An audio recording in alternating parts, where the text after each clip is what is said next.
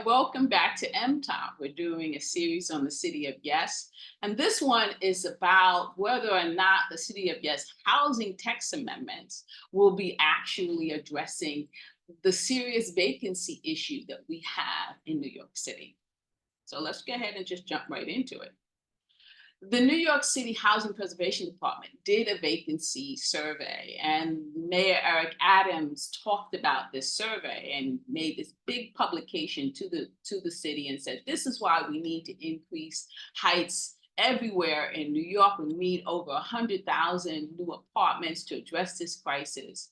And the housing text amendments will increase, billable space in every part of New York City, just a little bit everywhere is the term, and to deal with the housing crisis.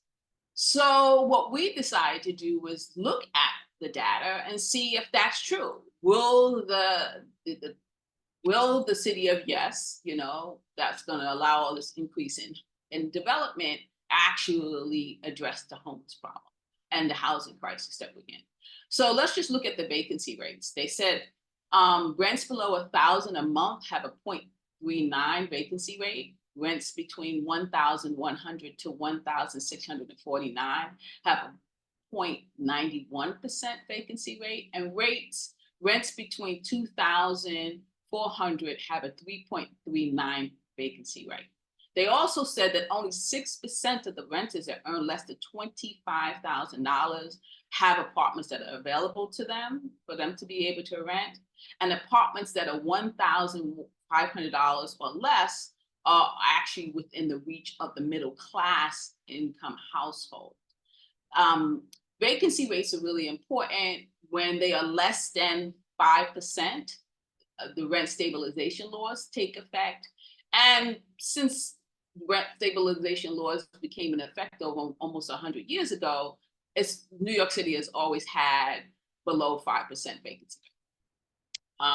What these findings basically say is that, anyone that the target population for the new development or affordable, quote unquote, development should be for people who are making $25,000 a year or apartments that are $1,500 or less.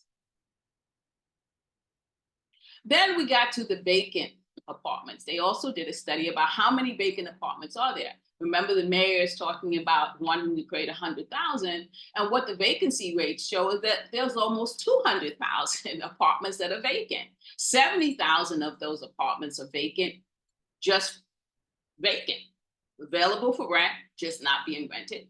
And another 123 are available, but have some kind of situation going on with them, where 52 were not available because of construction, either that they, needed a refrigerator or a stove or a countertop. I'm not sure if those items are so scarce that you can't find them. And then 60,000 was for occasional use. So they're not really being used by permanent tenants. Our summary is that thus there needs to be some legislation that actually forces landlords to sit there and rent those apartments. There is a bill in the state that's being pushed for that. And definitely we've seen the success of that in Canada, which passed a bill requiring landlords to rent those vacant apartments. Now, HPD also had a housing turnover rate graph, and this is really important. It really talked about how stable was your environment, how stable were renters there. In the highest rents, 32 and 33%, was from Brooklyn and Manhattan. That had that apartments that were over 2,400 had the highest turnover rate at 42%, whereas rents that were less than 1,100 had the lowest turnover rate at 11%, with Manhattan and Brooklyn being the highest turnover rate and Staten Island being the lowest at 3%. So clearly, again, the statistics are showing that if you're going to target a population or a price range, it should be for people who can afford 1,100 for an apartment or less, and that will keep your community stable and not have a serious turnover rate. And there are negatives to having turnover rates. You have less stability in the community, you have less community engagement, you have less community power. And this also destabilizes the rental market because every time somebody leaves, the landlords get the opportunity to raise the rent. And then this also creates a higher rents in the neighborhood. The next thing was the rent burden, right? Rent burden is a very important concept. It comes from the federal government. And there's something called severe rent burden or rent burden. So you have severe rent burden when you're paying more than 50% of your income towards rent. That's considered severe rent burden. And you are rent burden if you pay more than 30%, but less than 50%. So what they found was that people who earn less than 70,000 pay over 50% of their income, which means that they are severe rent burden. So if you make less than 70,000 in your household, then you probably have a severe rent burden.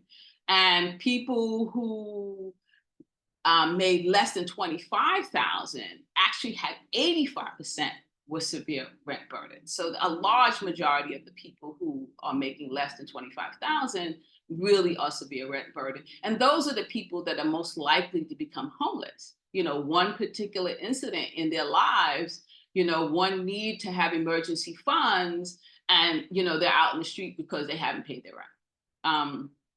And then renters above 100,000, making 100,000 or more, have a very small. They don't have severe rent burden. They only have an 8% rent burden. So clearly, there's a need for the target population to be targeting people who are making less than 70,000, and particularly focusing on people who make $25,000 or more or less. So now the question is will the city of yes housing targets, that means the target that they claim that they are going to be demanding that developers build, will it address this issue? You've seen clearly that, you've already seen the data, so now we can just talk about the results. With nothing in writing, right? They claim that the Department of City Planning is still claiming that they're negotiating this particular issue. They're claiming that they want to do 80% of average medium income as a target, 80% or less. And let's not pay attention to the or less, right? Because developers don't pay attention to the or less. They go to the maximum of what they can do. And this is 80% of the AMI. So let's look at the AMI of 80% and see if it targets that population that we see that the data is showing you needs to be targeted. Well, this is the federal 80% AMI. So remember, AMI is the average median income of a particular geographical area, which increases every year. The geographical area is chosen by the federal government. And in New York City, it's all 5 boroughs along with Long Island and Upper Westchester. The inclusion of Long Island and Westchester has increased the AMI substantially. So our AMI here in New York City is much lower than the federal government's 80% AMI of our region because it does not include the Upper Westchester and Long Island. But with the federal regulations, it does include, and this is the AMI that would apply to these rezonings, to the zoning laws. And as you can see, the target population of the city of Yes is 80%. So right from the back, just one person making $79,000 could afford $2,537. So they're automatically, from the beginning, not addressing any of the people who are the most severely rent burdened, who have the highest risk of being displaced. You automatically completely ignore that whole population, the ones that have the 39% vacancy rate, the ones that have the 91% vacancy rate. You're automatically targeting that 3.39% vacancy rate population that has most of the apartments available to them, right? Then you get to 2 people and it's 90,000, 3 people, it's 101,000. And look at the prices of the rent. Again, we saw that the 1,500 is the mark where you should be looking at, or the 1,000, dollars a month should be the target population, and yet you're starting at 2,500. So automatically, this 80% AMI is never going to address the housing crisis. It's not going to address it. You're going to get all this increase in billable space and demand that they build at this 80% AMI, and all they're really doing is building market rate housing, right? This is already what the market is having and what's the market is available. Okay, so now that we've covered all of that, and we've made the assumption that the city of Yes is not going to target in any way the issue that the mayor keeps bragging about, and this low vacancy rate, the Department of City Planning agreed with us. And that was a little shocking, but they did. They came into the community. They've been doing these series via Zoom. And in this particular Zoom format, they were talking about the affordable, because that's how they're pushing these upzonings in every community, is that we're going to be addressing the vacancy rate. And I will quote what they stated during that meeting. It says, "We recognize that the 80% AMI doesn't meet the needs of New Yorkers who need affordable housing, especially as AMIs have risen dramatically in recent years." And this was done by Winnie Sheen, a housing planner with DCP, said at the session. And this was quoted in the city limits. And so there's a direct link there. So we've made that conclusion just based upon the data. And the city has also done that, right? So the city is also saying, the city agency that's pushing for the rezoning is also saying that all of this increase in housing is in no way going to address the housing crisis. And we know it hasn't addressed the housing crisis. We know that for years they've been talking about the mandatory inclusionary housing program that came into effect in 2016 and has been completely ineffective. At that time, when it came in, we had vacancy rates that were about 1.5%.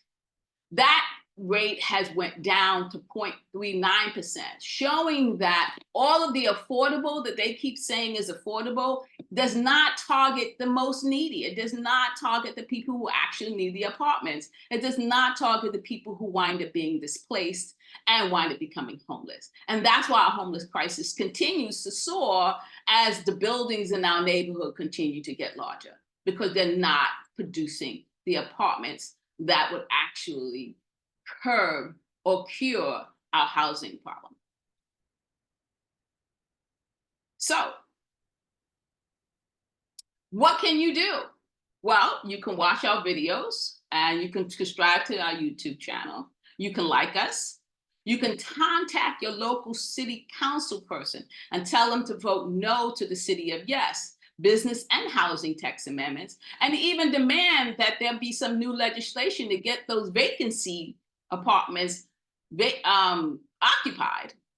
You can contact us, and you can definitely follow us. You can follow us on Instagram, Facebook, and Twitter. The information is right there.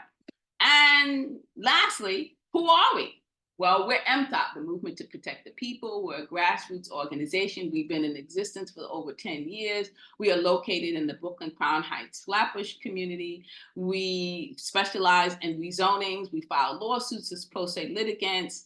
And we made history several times in our neighborhood by stopping a district-wide rezoning and then eventually filing a lawsuit and preventing development along the Brooklyn Botanic Gardens. Okay, you can contact us at www.mtop.org or give us a call at 718-703-3086. And I look forward to seeing you at our next video. Bye.